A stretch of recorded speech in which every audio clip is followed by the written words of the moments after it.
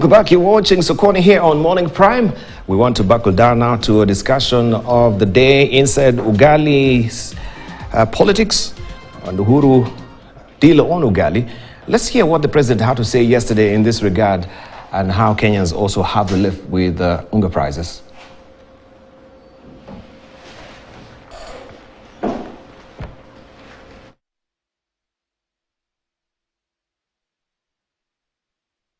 Territory of the Republic of Kenya at the price of Kenya shillings 100, down from Kenya shillings 205 for a 2 kg packet until otherwise directed.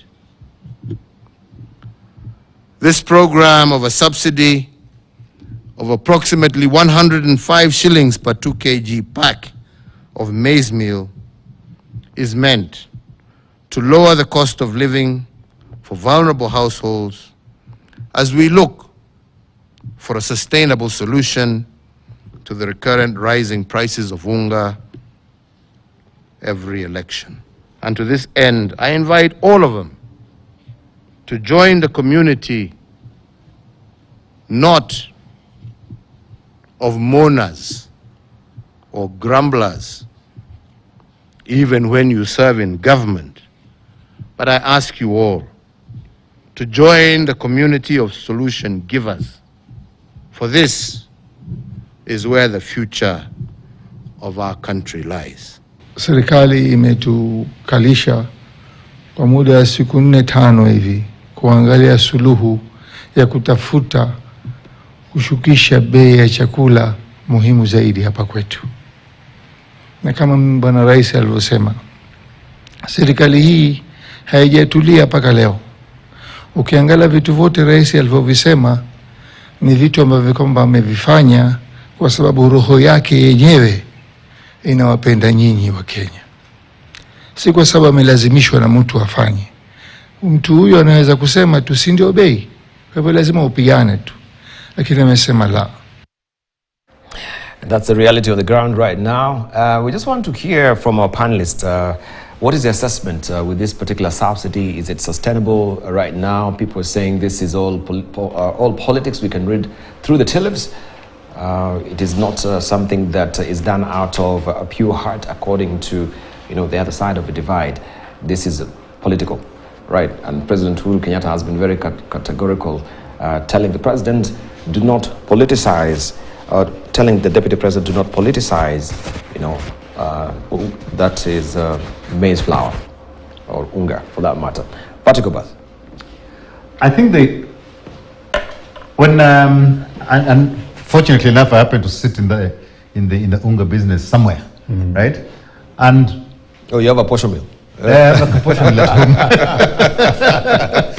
It's the best maize, by the way. I think the reality here is that the cost of raw material is the biggest driver of the price of unga in this country, the price of maize. And there are two things. Currently, the global price of maize has gone stratospheric. Yes. Right? So even whatever we do in the country is not going to change that reality. Mm-hmm. Internal production also, whilst it may be take about 70% of what you consume, mm-hmm. and you have to import about 30%. That 70%, the internal consumption, we have a challenge in that most of our productive areas in Kenya have got aflatoxin. So the maize that comes out of almost, if you look at the total amount of arable area for that is under maize, only about 30 to 40% of it can produce maize that can be eaten mm-hmm. by human beings. So in order to get this down, a lot of things have to happen. But the reality is that currently, doesn't matter how you chop and change it, all the subsidies, all the levies that were removed, mm-hmm. only dropped the price by 2 shillings, only. So the subsidy is subsidizing the cost of the raw material. And that 100 shillings or so that is going on is the reality of the difference between the local production cost or the local production that we normally do when you have a bumper harvest mm-hmm. and the real price globally that is sitting now. And a lot of the maize is actually coming from Zambia. Not even Tanzania, where it used to come from before. It's coming from Zambia, right? And imagine that trucking from Zambia to here. So the government has done what it has to do, which is actually subsidize maize, but it is not sustainable. Because that level, if the global prices are going to stay where they are, and they will, until this Russia-Ukraine thing is sorted out, you cannot continue subsidizing maize at 50% of its value over the long term. The country can't afford it. So we really need, again, to get some innovations in terms of how we go over this issue. And there are various things that have been talked about. It is not just subsidizing maize. We have to change what we eat. That's the big thing. Should you go to potatoes, there's beans, there's sorghum, there's all these other items that when you look at them on a normal basis, they're at a much lower cost than maize. Secondly, maize to be grown at a level that can go cheaply into the market has to be grown at scale. So Kulalu, that was this famous thing that has been bandied around, was a great idea, but it should not be done by the government. It should not be done by the government. No, it should not be done by the government. It should be done by private sector, right? And they should be very clear, right, that you will get a minimum of 5,000 hectares or something big enough. And you have to produce on that. It's not a question of giving people 100 here, 200 there. You've got to come in at scale. That's the next thing that has to happen. So we need to get people who can produce at scale. If you remember the days when Narok used to be the wheat basket of the country. Yes. People actually went to rent land and they used to grow a lot of wheat until the rentals hit the roof. Then they left.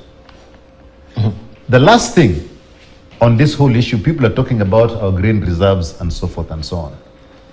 And this is also the same as I talk about fuel.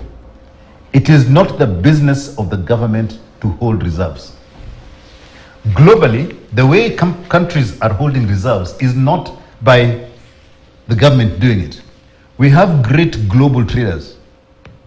You got the Cargills of this world, you got all these other people who actually trade grain. The clever countries have actually incentivized those people to come and put their trading facilities, all the silos and everything else where they store their grain and do all that in country. So if you can imagine a global organization, Seaboard, Cargill, all these people, they come into the country, they are told that this is an EPZ or an SPZ, whatever. Like say in Lamu, they are given a space to build a world-class storage facility. Yes. And what they do is they trade through that place.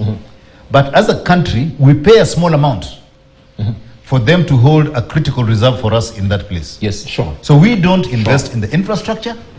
All we do is we just tell them, we will pay you so many millions a year, and when we need it, it's got to be there. And we will buy it off you at that price. Good point. Then the government does not invest and does not run it with all the risks of the stuff going off. You lose a crop, you lose this and the other. Let the professionals run that.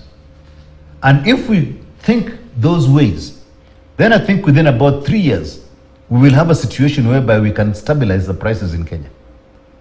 But if we don't think outside the box, this circus we're seeing now of prices going up and down will continue. Will continue.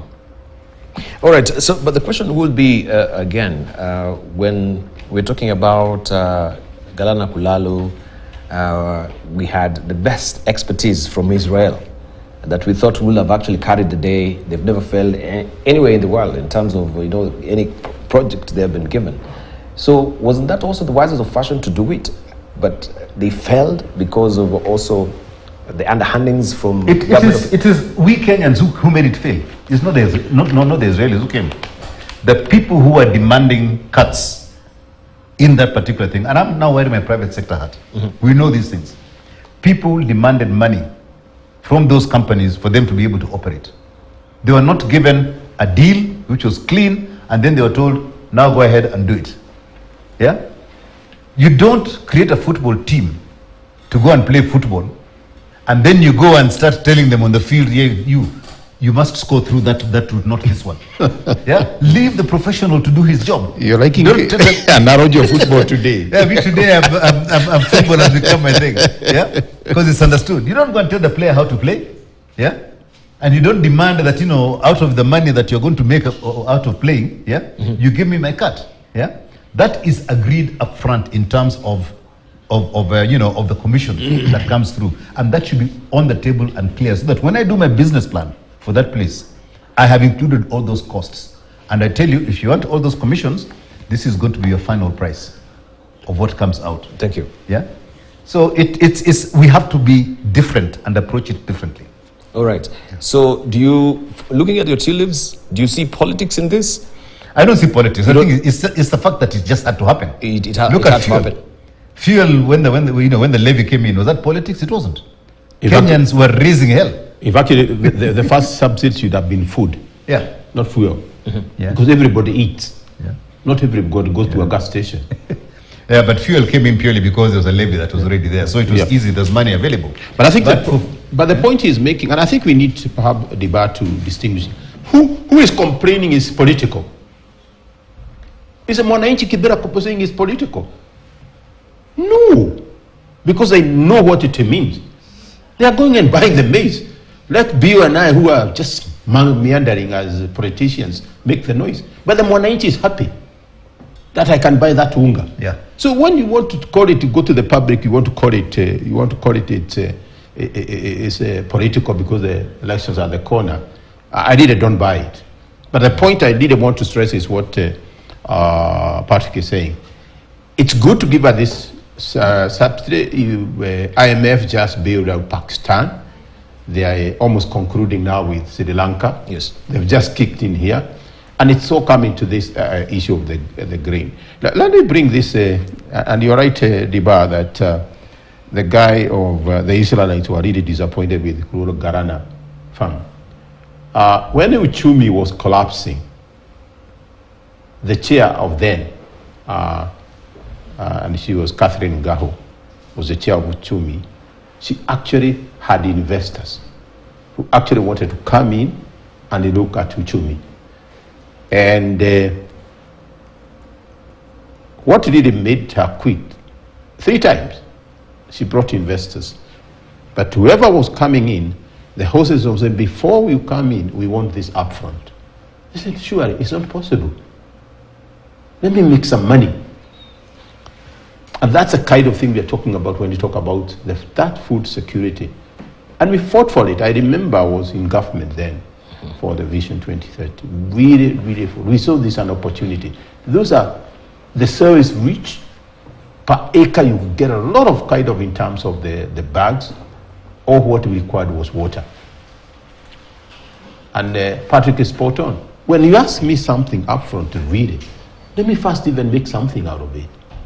So the whole narrative for Uchumi went where we are.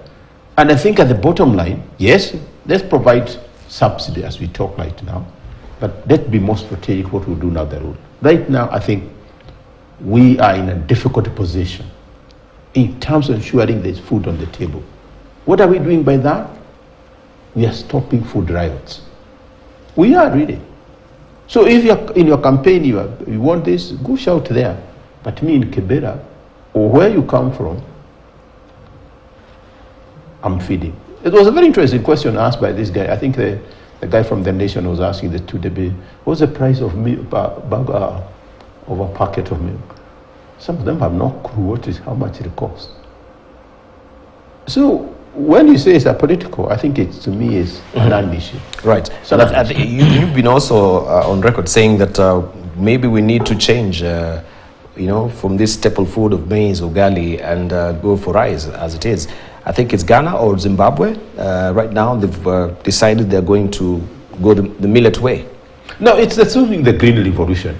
If you look at the Green Revolution, the early 60s, Green Revolution in East Africa, East Asia countries, that was it all. I've said this, and I think it's almost becoming like a punchline. If I put unga ya ugali hapa, it cannot even feed me. And I'm not a serious ugali eater. If I put mchere here, it can feed the 3 of us. So stretch it. How much can we get in an acre of mchere as opposed to maize. We have to think. But there are areas in this country which are extremely good in maize production. And my mind goes to the farms. Maize is a crop where you can do large-scale farming. Kitare. Why can't we, for production, then when we have produced, then we can distribute in other areas. But the fundamental question, or rather fundamental issue, you cannot provide subsidy at the consumption. No, it doesn't work like that. Thank you. You actually provide subsidy at the production, if you have to, but not at the consumption level. Because as you say, there's a whole supply chain. You have the right preparation, you have the growing, the storage, then you have the supply chain until you reach the customer. Now, if you don't address all that, then I'm providing at the tail end the subsidy. There is something else as well. I mean, I've been involved in an organization. Can I from Bilo, then I come to you? Yeah, Just all, yeah, Bilo. You want to comment on that as well? He doesn't buy my idea of mchere and ugali, right? No, I'm an ugali favorite, but It's your favorite. oh yes. Now, you know, gentlemen, let's not. I think in this country we engage in a lot of escapism. We blame, corruption for everything nowadays. We blame. I don't think, personally, I share that view. I think there are serious policy failures by government. And failures by government in implementing even those, some of those policies, whether they are sound or not. That has been the reason why, after pumping hundreds of billions into this big four agenda, food security was the main item. Correct. 4 years of pumping hundreds of billions. Today, we are a basket case. We have never been this deficient in maize in the history of this country. I mean, even in all those years of Moi and those crises, they have always managed to have food, grain, national cereals and produce. Have always managed to buy maize. Millers have always managed to get something. Imports were limited and controlled until very recently. Today we have a situation where there is literally a crisis. And in my view, this subsidy is not going to help. And of course, you can excuse those people who say it's political because of the timing, but we cannot run a nation on subsidies. You cannot have a subsidy for power lighting to reduce bills. You can have subsidy for fertilizer. You have a subsidy for fuel. You have subsidy for maize. The solution for this government is just to try and is knee-jerk. And everybody can see, is stopgap. You cannot run a nation like that. You must plan as a country, as a government, come up with policies to address these challenges. So I think, calculating, when I just do the numbers, in studies that have been done on the food consumption, the ugali consumption in Kenya is an average of about between 5 to 10 kilograms per person per capita. When you work out on those figures, clearly this government will need 20 to 30 billion. That 1 month that they have declared they will give subsidy. This is a government that is already struggling, to provide stationery in their offices. So, how long will you sustain that kind of program? So, I think these are all misplaced priorities. We have a nation that is collecting adequate revenue, more revenue than the entire Eastern and East African countries, all the 5 countries combined, over $30 billion. And you cannot provide basic. Food security is one of the fundamental things. So we have a situation where we have to be treated to, these stories of stopgap on subsidy on everything. Tomorrow they'll say we need another subsidy for, for water, for gas. We can't run the nation that way. I think it's really misplaced. And I think, in my view, the government really, whichever government is coming in, this one is going out anyway. It really doesn't matter what they do now. But I think the government that is coming in has its task, cut out. Yes, because the challenges are going to be enormous. Yeah. Right, Patrick, you wanted to say something, then we wind up. Yeah, and I think it follows on quite well with what Bilo said. Just looking at maize alone, look at the investment that was done years ago. You had the Katumanis, you had the whatever it is, that was targeted for dry areas and so forth and so on. Now the Katumani didn't quite work. So we needed to continue doing research. And research has been done and maize varieties have been produced. But the reality is that most of the countries that are maize sufficient have got maize that has been genetically modified. whereby they build resistance to disease, capacity to produce, etc., in the DNA Yes. of the maize plant. Here we have steadfastly refused to allow any genetically modified organisms to come into the country. Recently, we allowed cotton, and look at what it's doing to the cotton industry. That was basically because we wanted to revive Rivertex and Waterview and everything else. We allowed it to happen, and said this is not going to go into the food chain. It's okay, yeah.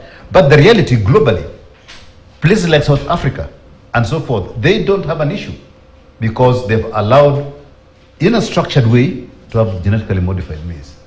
Why do we need it here? First of all, as I was saying earlier on, most of the areas that we used to grow maize has now got aflatoxin in the soil. Yes. And anything you grow, doesn't matter whether it's katumani, whatever it is, will have aflatoxin issues. So storage and the whole value chain has got to change. So we have to start, as Lilo quite rightly said, let's look at the whole policy and the management of maize in the country. We've got to look at the seed. That's the first thing. We've got to look at how we're going to treat the soil to make sure that the aflatoxin is reduced. The other thing again, and I know we've done research in this at an organization, Kenya Markets Trust, the issue of the soil condition. We need to lime in this country. And simply putting lime in the existing areas that we're growing in will increase production by 40%. That's all, nothing else. And even the substitute, the others. Yeah. And I like, indeed, when I was in the graduate school, my roommate, Lagua, was was working on this. And I used to go to I was doing economics, and I used to go to the farm, and he was working on sorghum. And interesting, the sorghum had more return than maize. Yeah. So the alternative, they sorghum. That's what I'm saying. Could we go the Ghana way? The other one, and I ate chapati of cassava. It's fantastic. Yeah. It's another, and it does well in dry areas. Go to Kitui, those areas, they're doing it. So the alternatives. Beyond the modified, we have sorghum. If you eat ugali ya sorghum, kama ukisi, ukikula leo, you need another food on Saturday. So it stays in the stomach. Because of the slow burn.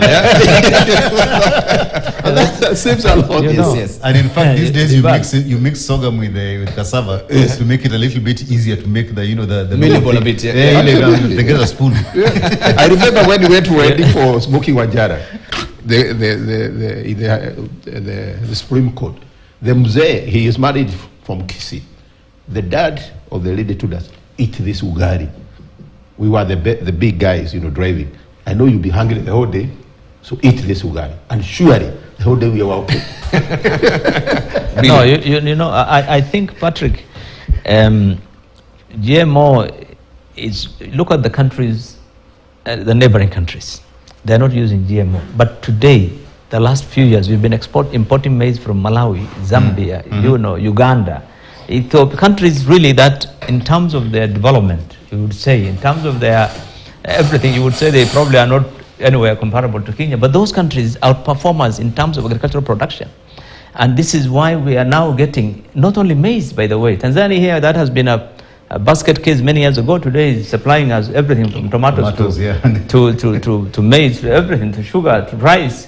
I mean, so it's about policy. I think the challenge we have in this country is a government that is not focused on the basics for the wananchi. When they get an opportunity, it's about, looking for things where you can, get some rent on. And I think that is where our challenge is. Look at the institutions we have; they're the best. Kari, Kenya Seeds. I mean, you can't get those institutions that are doing research in agriculture anywhere in this region. So it's not about lack of knowledge. It's not about but it's about the way the government runs its affairs. And I think even if you are in private sector, Patrick, and you've got private sectors to come and invest in agriculture, I'm telling you, unless the government is serious in terms of policy, in terms of its priorities, you will still have all these challenges. In terms, and this is the problem we have in this country. Right. I agree with you. I mean, Malawi, in 4 years, transformed itself to one of the largest maize exporters in Africa. 4 years, and they're exporting more than Kenya. And all it focused on, the government decided they were going to become a net maize exporter. and make it big. 4 years. Kenya, we have import sugar from them, we import maize from them. And, I mean, look, and it's a small country. So I agree with you that policy plays a very, very important part. Even as we're winding up on it, because you raised a very important point on the storage and how aflatoxin, we found it also coming into the market because of pure storage at the end of the day. Question of the cancer burden has been related to this aflatoxin. I know of many patients that have gone to the hospital and the doctor has pointed out to, maize poisoning that has led to cancer and the burden of cancer right now, even to stage 4. People are really suffering. When we have such a condition where we know many Kenyans are suffering right now because of that, what will be a recourse for me as a consumer of a poisoned maize that the doctor has said this was due because of aflatoxin? When we come to the source or sourcing of that food right to the retailer, what will be the recourse? I know it's a critical question. You have to go to the US to learn those solutions. So we don't really advance as the US in terms of the United States, the food administration, who know how to do those kind of things, right? I mean, you go to the US and you look at TV and you're seeing all these lawyers who are keen, who will, if you just send them your case, and they'll go to and litigate for you, and they make a percentage. But even just the litigation aside, because this is a critical thing that I think we need to really focus on when you're looking at our strategic reserves and how it is affecting wananchi who, unbeknownst to them, this is where the cancer is emanating from. Bilo. But Bilo has said exactly what needs to happen. It's all within the policy of government. If you see, I mean, look at COVID. We react on emergencies. When we talk about Patrick, when we talk about policy, I mean that is way too broad. No, it's not broad. Could we just focus on that particular storaging of the grains? The storage of grain is a very simple technology. Okay. It is very simple. But when you understand that storage is what causes what you're talking about, the cancer at the far end, me as a policymaker, the government person in the middle, I have to take this whole thing and manage that supply chain and say, right from the place where it is grown, aflatoxin actually starts from there. And it appears in the chain when you don't manage it properly. You know what I think Dibal is trying to, in horticulture, in fruits and vegetables, if we export mangoes from here, and the mango goes on a supermarket shelf in UK, and you buy and you find this, it's infected or it's got some. Do you know, it has to be traced right up to the farm from where that mango was harvested. Even in Kenya today, that is the system. You must provide details of your contract with the farmer, which farmer. The traceability is a critical thing in the entire export chain of in the horticulture industry. And this is basically what you're saying is, in this case, the challenge is in maize. Policy is a critical thing, because what happens is the farmers, for political reasons, must sell the food, the maize, to the government, the cereal board. The cereal board, because of political experience, must buy. So it's not a question of where your maize is wet, your maize meets the quality in terms of, they must buy maize at this price from the farmers every year, and then they store it. This purchasing of maize from farmers is a political decision, because government must help those farmers, and this is where the challenge is. And so, because of that process, National Cereal Board does not take precautions in terms of quality, and oftentimes you find them, with millions of bags that have been, damaged in terms of quality, in terms of aflatoxin, and they have to dispose of it. It happens every other year. So I think, but from your perspective, yes, government is the one responsible, because that is the maize that goes to the millers. But I think the point that's the maize which goes to the millers. But the point that you are making, which I think make some kind of sense, it's great, it's beautiful to have a policy, but you must full implementation. That's the key. We could have, the policies, we have great policies in this country. Great policies. So as it is right now, Prof, we don't have any policy on traceability. Or not on cereals. Not on cereals. We have on the other products. Which we should. Which we should. But it's something I probably want to share. I think so. I Which think we should. there are some work which has been done by Caro. Even notwithstanding what Patrick is saying, and they have done a lot of work with the whole concept of the food, the maize, and what they have found out really, and I know there have been cases is because of fertilizers we are using them, where they have cancer, and the results are showing probably not the case. So in terms of really what we need perhaps to do in this stage, and let's get the facts correct.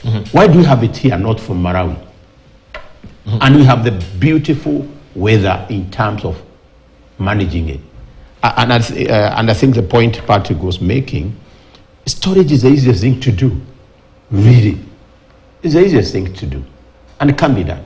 But let's proceed. And probably one of the things if I met Raila as he goes to his campaign, I remember one time when he was a prime minister, emphasized the issue of, he actually said his presentation of three things: implementation, implementation, implementation. Bill, you are alive. You made all these bills, you made all these policies. Thank you. How far have we pushed them? That's no. You see, the question you can. I can. If you are a particular consumer, if you are a consumer of a particular brand of, say, of ugali, and ultimately you end up with this problem of cancer, and the doctor's tied to that ugali. Yes, that one would be very easy, because that ugali, then you know the miller, and the millers have a record of where they buy their unga from. Consistently, it's either from national cereal boards, or if it's imported, then they know which import they bought from. So it can be linked directly to which company or which particular institution provided that, and they can then take action. Right. That's possible, yeah. Yeah. But if you have to be, so someone has to be responsible. At the end of ultimately, the day. yes. So we can't get all these poisoned, Oh yes, sugar and it's a major with, problem now. With It's mercury in the cancer market. is a major problem. Yeah, It's a crisis. It's wiping out families, finances, resources, as it is. Thank you very much. Now, Deputy President William Ruto has said he will publish government contracts with Chinese. This he talked while he was being interviewed by Reuters. Let's just listen into that particular story. Kenya's Deputy President William Ruto says he'll publish government contracts with China and deport Chinese nationals working in the country illegally. That's if he wins the top job in a presidential election on August 9th. The policies are designed to appeal to citizens pummeled by mounting debt and a skyrocketing cost of living. We will put the brakes on more borrowing. It may not come to zero, but we will begin the journey to slow down on borrowing. Because they say when you find yourself in a hole, stop digging. Kenya, which has a 2022 to 2023 budget of just under $28 billion, has a deficit of 6.2% of GDP and owes China about $8 billion. That debt has funded an infrastructure building spree under President Uhuru Kenyatta. The contracts are not public, and some Kenyan organizations have lodged court cases to try to force full disclosure of the deals. Ruto says his is an economic platform. But that economic platform includes public resources, which means we have to tackle corruption head on, right? And in fact, in this election, we are probably the only team that has a plan on how to fight corruption. His main rival, Raila Odinga, has also vowed to tackle corruption and the cost of living. Ruto has painted the election as a clash between hustlers and dynasties.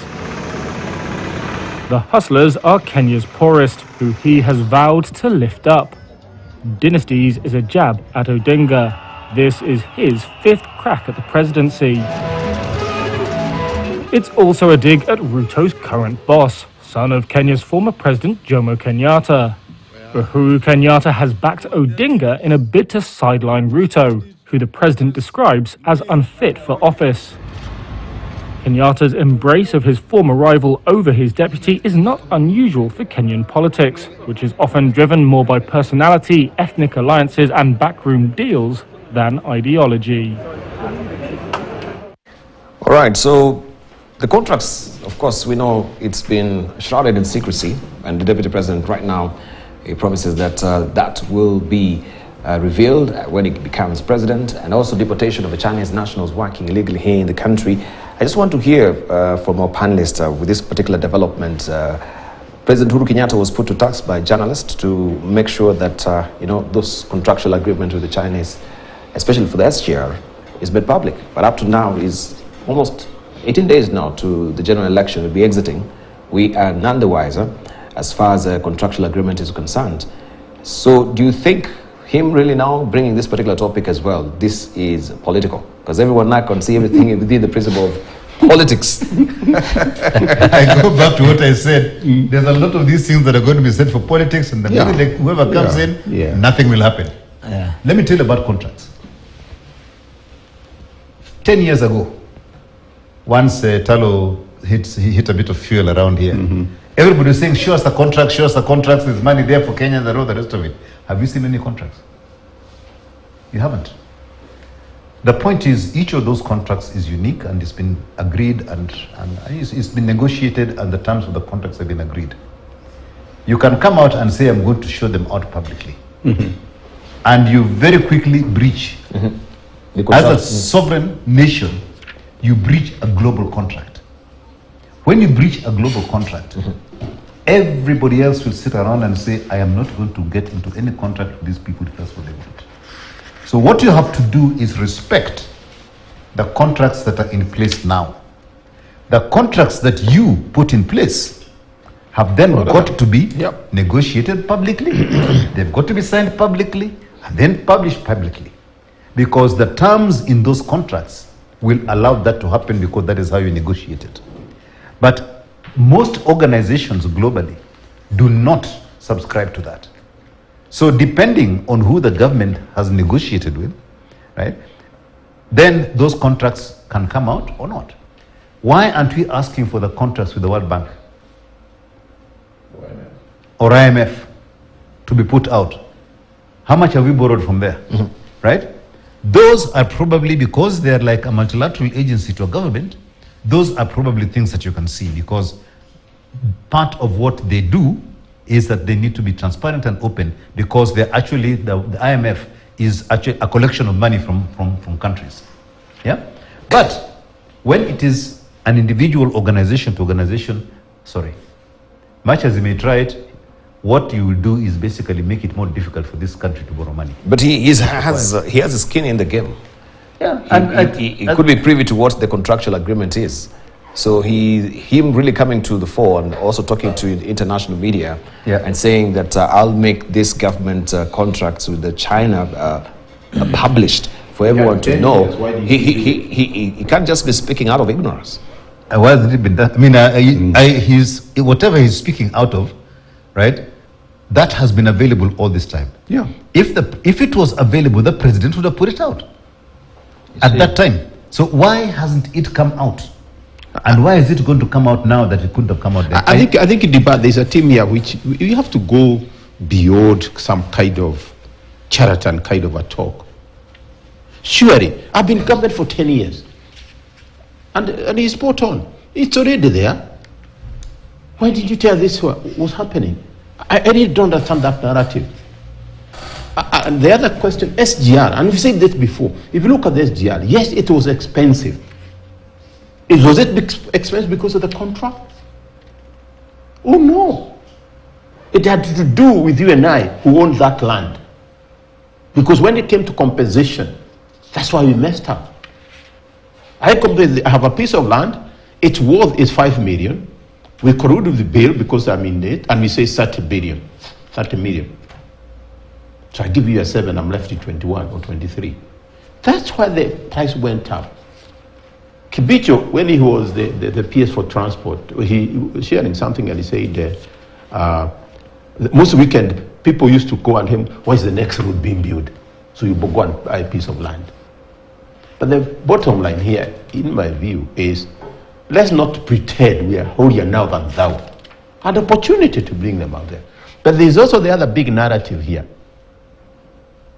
And let's look at, we were sharing with the Patrick. We almost come from this some side of town together. I spent about 20 minutes to come here because earlier on I would have spent like an hour because of the expressway.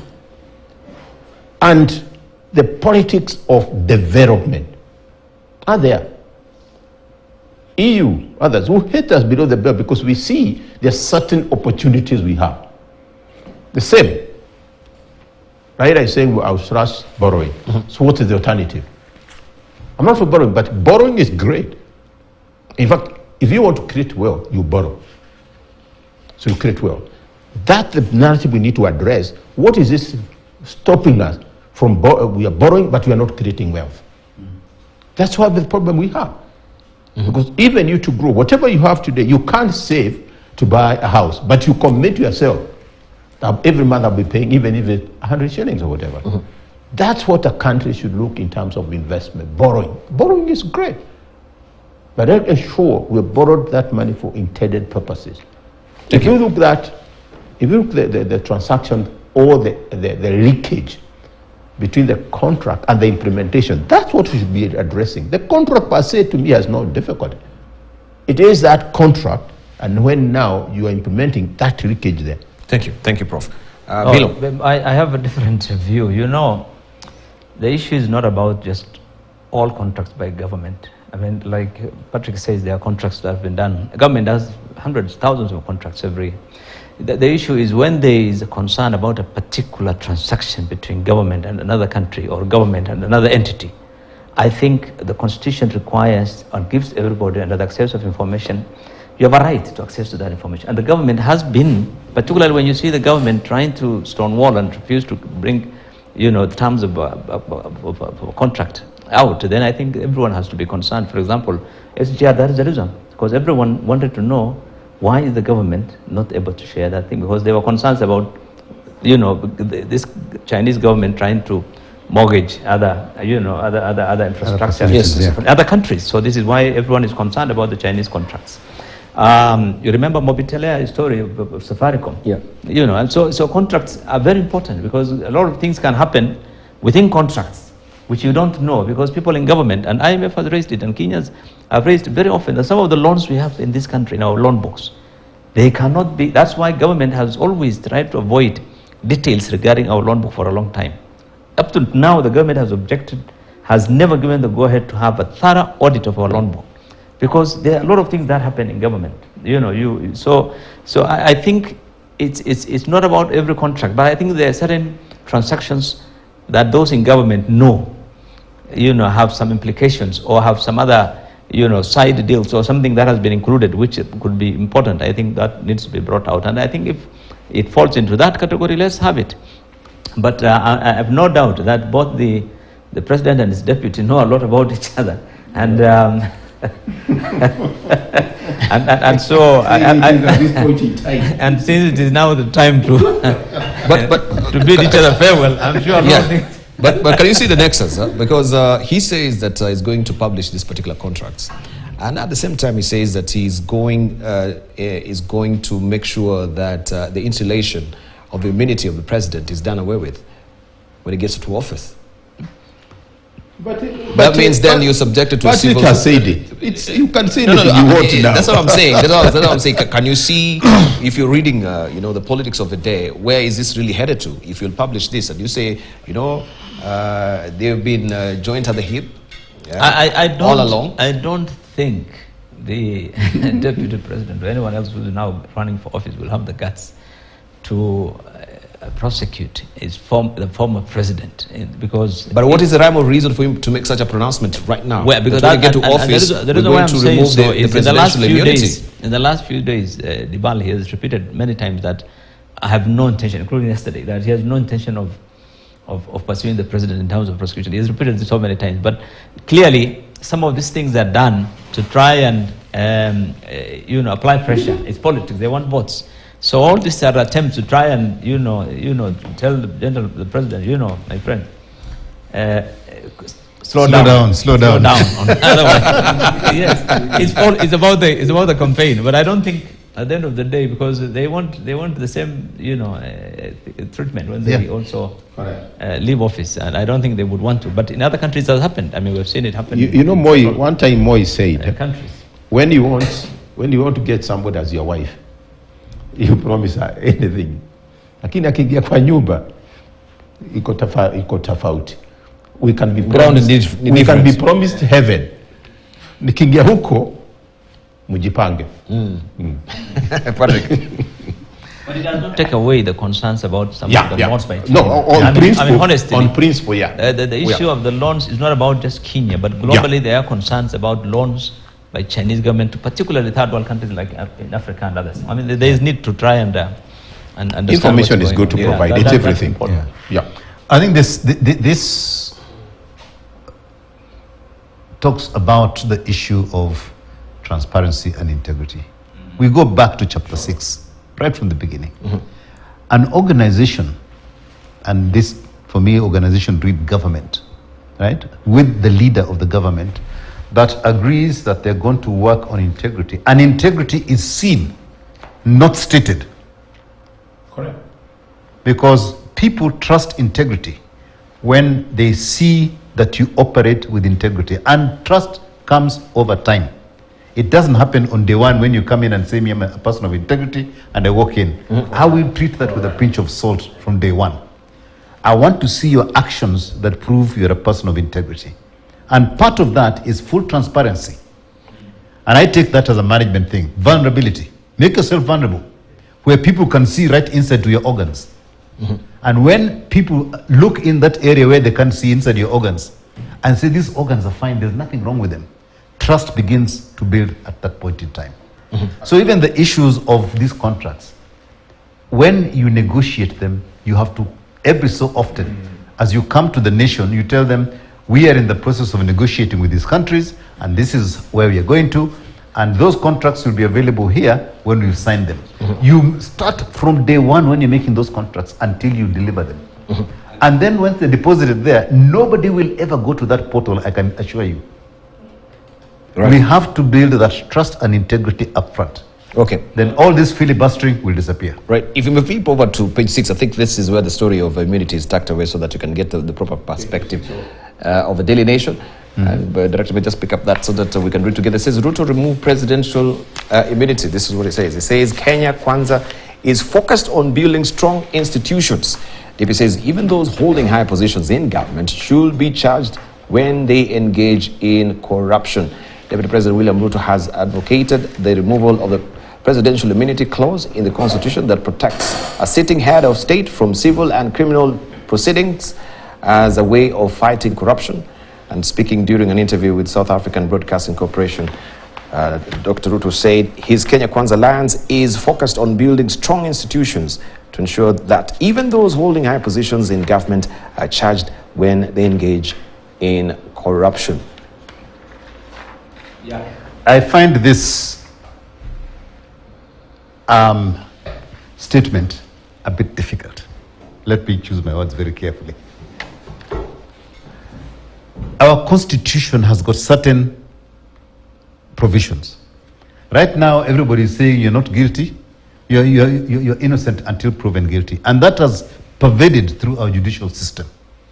So when you say that you're going to now change, you're going to sort of, you're going to remove presidential immunity so that they can be charged, where will that work? They can be charged, yes, but he'll still be a president. And he has charge of everything. So you say you put him and he's going to be charged, he does not have to resign according to the way we are working now. So when you remove it, you remove presidential immunity, that is when you're serving. Yes, when you're serving. When you're serving. So he himself, he will be susceptible to that. He will be susceptible to that. But is he really saying that if that happens, I will resign if somebody accuses me of corruption and brings the evidence? Or is he saying, people can charge me and take it through the courts all the way to the end? Now, you then have to guarantee 100% the independence of those institutions. You also have to fund them. And that is where the trick comes. Because the funding comes from the executive. So if you don't like them and they're doing all this stuff, you just limit their funding and sit and wait. This whole thing has got a lot of, what do you call them, a lot of minds sitting in it. It's a great statement, yes, it would be great to remove presidential immunity, but how do you actually implement it? Yeah, I wish it's forward-looking, and it's right. But there's something I wanted to point on, integrity and trust. I think they are related, and it's something I asked a question, and interesting when you ask kids, in a scale of 0 to 10, in terms of integrity, where do you fall? They say, interesting, they say 10. You ask the same to a PhD class and say 7, 3. And integrity is either 0 or 10. There's no way between. You either have it or you don't. And it's not something I can teach in a classroom or anywhere. It is what you do. That defines integrity. And that, when we see a statement like this, we have been in this country for some time. And therefore, when Bill comes here and tells me that I'll do this, then I reflect back, who is Bill? In terms of how he has been there in this country. Yes. So, throwing statement, it's very easy to throw statement. But who you were, your practice, really defines who you are. And I think the issue of strong institutions is there. And I think if I were to look at this constitution, the most abused part of this constitution is actually chapter 6. Chapter 6. That's it. I can go there, I've been innate, and I've been told I'm going for a position of public office. But really, I have violated what is chapter 6. Right. It's good in paper, but let's practice it. Let's practice it. Now, Will you allow me just to take a short break? Then we circle back with you. Okay. If you don't mind. Yeah. Let's take just a short break right now. When we circle back, we continue that particular debate. Deputy President withholding nothing. When he gets to that particular seat, he will abolish the presidential immunity. Will it also be opening a chink in his armor, his own armor? Well, if at one point he'll maybe be